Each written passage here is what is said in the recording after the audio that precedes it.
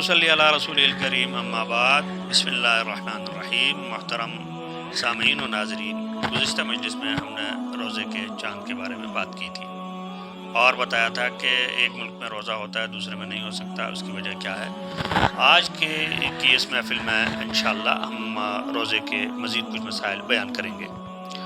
اس میں سب سے پہلی چیز ہے کہ روزہ توڑنے والی چیزیں کون سی ہیں جن سے روزہ ٹوٹ جاتا ہے۔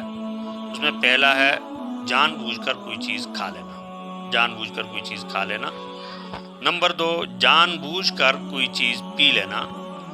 اور نمبر 3 جو ہے وہ یہ بالغوں کا مسئلہ ہے، یعنی ہم بستری سے اور جماع سے جو ہے نا وہ روزہ ٹوٹ جاتا ہے، یہ 3۔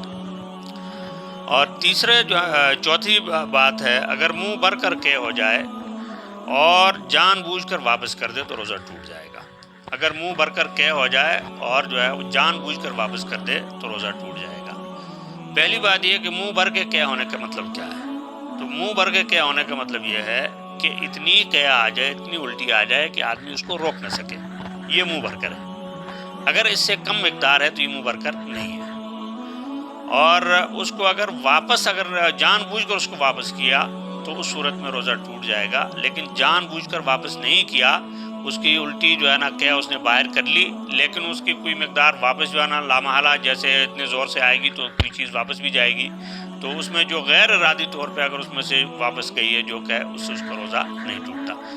اس پہ جو ہے نا عام طور پہ لوگ جو ہے نا عموماً کوئی سفر کرتے ہیں، سفر میں کے دوران کیا ہو گئی، الٹی ہو گئی تو پھر آج روزہ خراب ہو گیا، تو روزہ اس سے جو ہے نا خراب نہیں ہوتا۔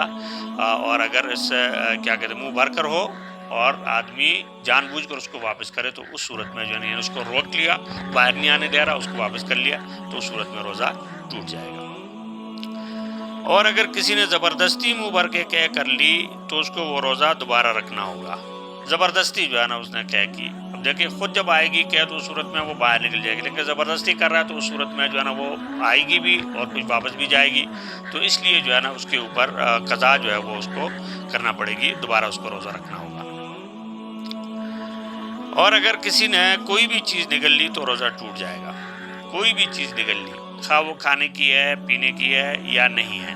مثلاً ایک آدمی جو ہے کھیل رہا تھا، منہ میں کوئی سکہ پڑا ہوا ہے یا اسی طرح کی کوئی اور ایسی چیز ہے جو عام کوئی پلاسٹک کا ٹکڑا ہے، کوئی ایسی چیز جو کھائی پی نہیں جاتی لیکن اس کے منہ میں پڑی ہوئی تھی اور جو ہے نا وہ اچانک نکل گیا تو اس صورت میں روزہ ٹوٹ جائے گا۔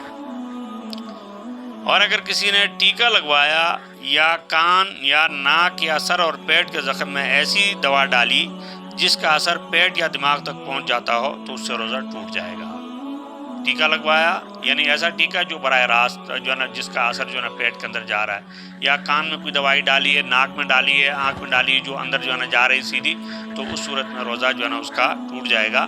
اور اگر ایسا اثر نہ ہو تو اس صورت میں جو ہے وہ روزہ نہیں ٹوٹے گا۔ تو یہ چند مسائل جو ہے وہ روزہ توڑنے والی چیزوں کے تھے۔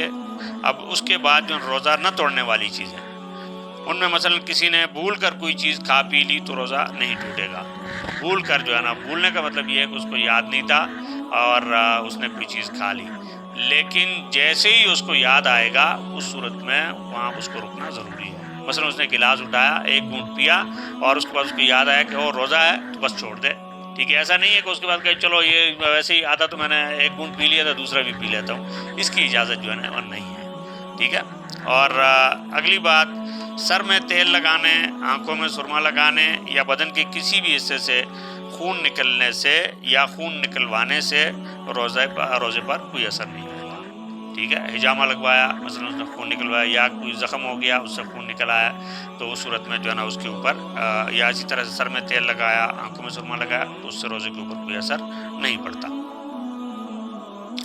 اور اگر کسی کو منہ بھرنے سے کم جو ہے نا کہ آ گئی اور خود بخود واپس چلی گئی تو بھی روزے پر کوئی اثر نہیں پڑے گا۔ منہ بھر کے نہیں ہے، منہ اس سے کم ہے تو صورت میں اثر اس کے اوپر نہیں پڑے گا۔ اور اگلی بات، چوتھی بات ہے کہ صرف زبان سے کوئی چیز چکھ لینے سے روزہ نہیں ٹوٹتا مگر ایسا کرنا مکروہ ہے۔ زبان سے چکھ لینے کا مطلب یہ ہے کہ زبان کے اوپر اس کا ذائقہ محسوس ہو، ٹھیک ہے، یہاں تک جو ہے نا اس کا روزہ نہیں ٹوٹتا، اور لیکن ایسا کرنا جو ہے بلا ضرورت یہ مکروہ ہے۔ اور اگر ایسی کوئی چیز چبائی جس سے منہ میں کچھ بھی نہ جاتا ہو تو روزہ نہیں ٹوٹتا مگر ایسا کرنا مکروہ ہے۔